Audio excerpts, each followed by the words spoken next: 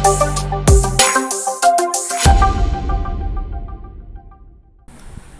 mga anak, so proceed tayo sa second part ng ating research design.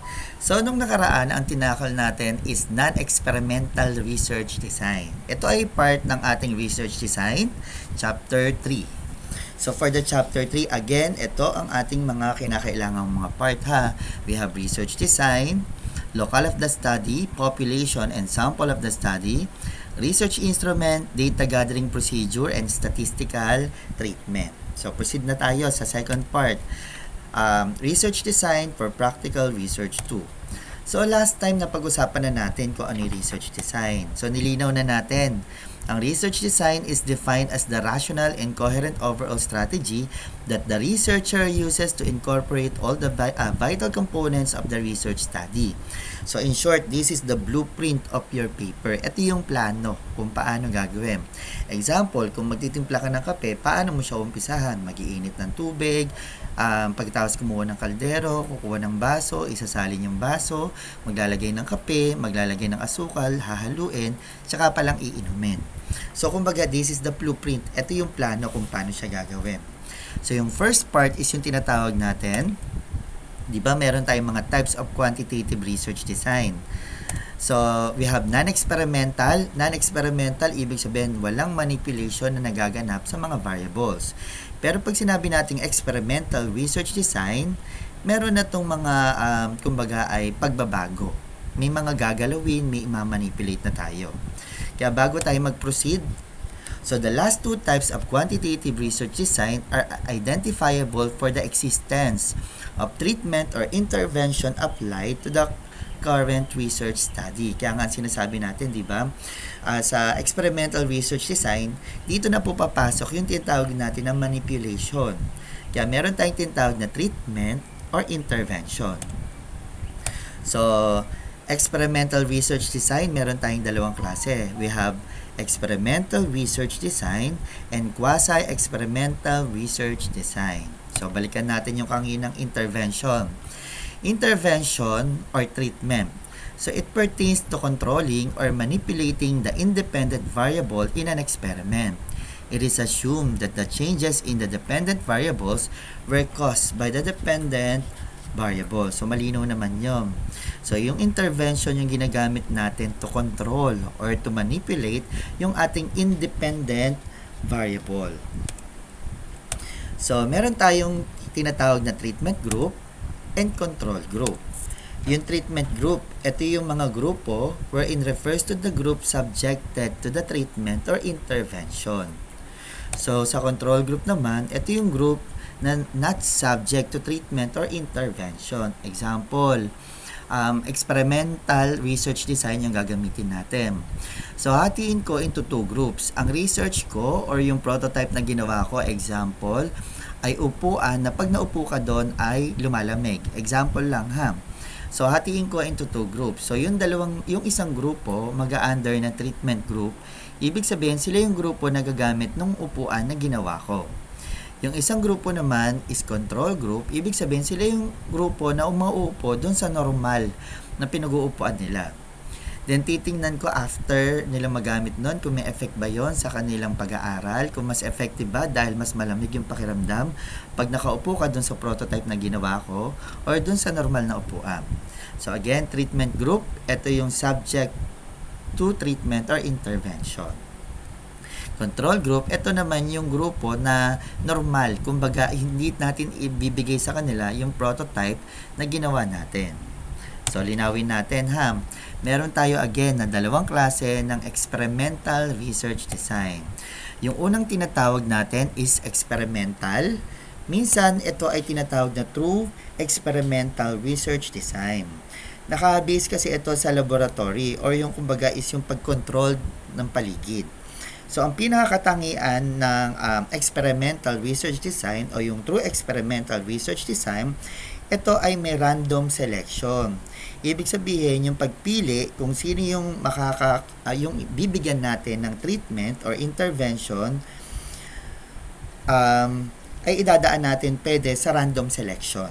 Random selection, ibig sabihin, mag-undergo tayo ng ng simple random sampling, systematic, clustered, or stratified sampling technique.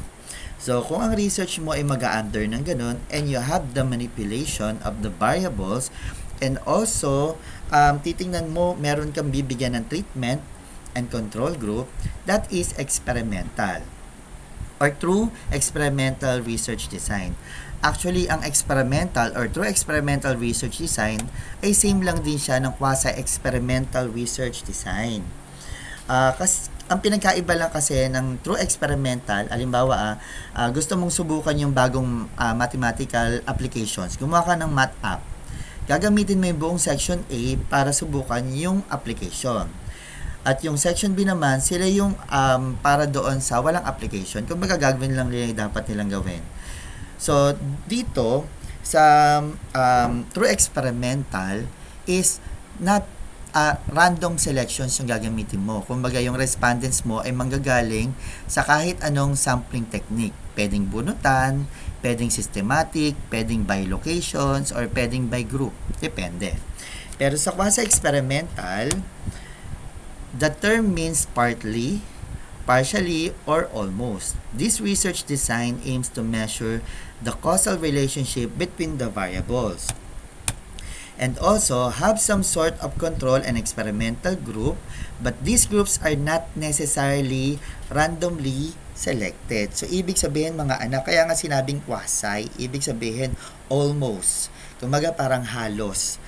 Kumbaga parang ganon. May treatment group at may control group, pero hindi sila randomly selected. Paano hindi randomly selected? Example, ang research mo is about teenage pregnancy. So, for obvious reason, hindi ka pwedeng mag-simple random sampling na bumunot na lang. Pwede ko bang halimbawa, bumunot ako sa section A, tas ang nabunot ko ay si Pedro? Pwede ko bang sabihin na, Pedro, mabuntis ka kasi ikaw ang respondent na nabunot ko? So, hindi po applicable ang probability or a random sampling technique. So, dito, not random selection ang magaganap. So, pwede kang gumamit ng kahit anong non-probability sampling technique. Example, purposive, convenient, snowball, and so on. So, malinaw yun mga anak ha. Sa true experimental and quasi-experimental, parehas siyang may treatment group and control group. Pero, ang difference lang nilang dalawa, sa true experimental, random selection ang inyong respondent. Wherein sa quasi-experimental, not random selection yung nagaganap. So, sana malinaw yun ha. So, ngayon, proceed na tayo sa ating sumunod na research design. Since ang practical research to natin ay ginawa na natin ng product or prototype, isasama na natin yung tinatawag natin na developmental research design. Ang developmental research design, if your main goal is to design, to develop, and evaluate a prototype, use a developmental research design. Kaya nga, this is also known as research and development.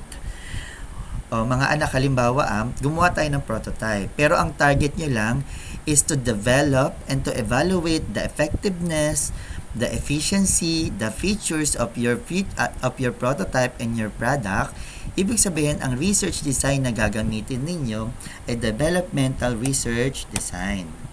So, example, ito, development of 3-in-1 machine for farmers' efficiency, development of a smart irrigation system using IoT, development of an automatic egg sorting machine. So, ibig sabihin ito nag-develop tayo ng isang machine or prototype wherein we just want to describe the features, the efficiency, the acceptability of this machine or prototype. Ibig sabihin, developmental research design yung gagamitin nyo. So, typical evaluation na ini-include natin dito is yung functionality. Gaano ba yung features, yung performance, mabilis ba, okay ba yung performance ng prototype, efficiency, usability, and acceptability. Example, mas okay palang gamitin itong product na to na ginawa ninyo compare sa ibang product. Nakukuha po ba? So again, magkaroon tayo ng kalinawan. Example, ang research nyo, gumawa tayo ng prototype or product. And you want to know, in your statement of the problem, nakalagay sa first statement of the problem, you want to know the features, the acceptability, the usability of your product, natural, developmental, research design. Pero yung mga sumunod na statement of the problem ninyo, nagkaroon kayo ng pre-test, nagkaroon kayo ng post-test, and then para malaman kung effective yung product ninyo. So kung gumamit pa rin tayo ng treatment group o kaya ng control group, and then nag-experiment tayo, gumamit tayo, it's either ng true experimental or quasi-experimental. So, pwede nating sabihin na ang ginamit nyo for that research is developmental with quasi-experimental research design. So, pwede pong magkakasama yan. As long as ito talaga yung plano ninyo sa research ninyo. Kaya nga sabi natin, di ba, ang research design, this is the blueprint of your research. So, example, ito yung research natin. Exploring the relationship between teachers' instructional competencies and students' academic performance in English, Science, and Mathematics. So, ang gusto lang ditong malaman, yung competencies ng teachers at ng estudyante in terms sa subject na English, Science, and Math. So, since relationship lang, pero i-describe kasi natin yung kanilang competencies, ganito natin siya isusulat.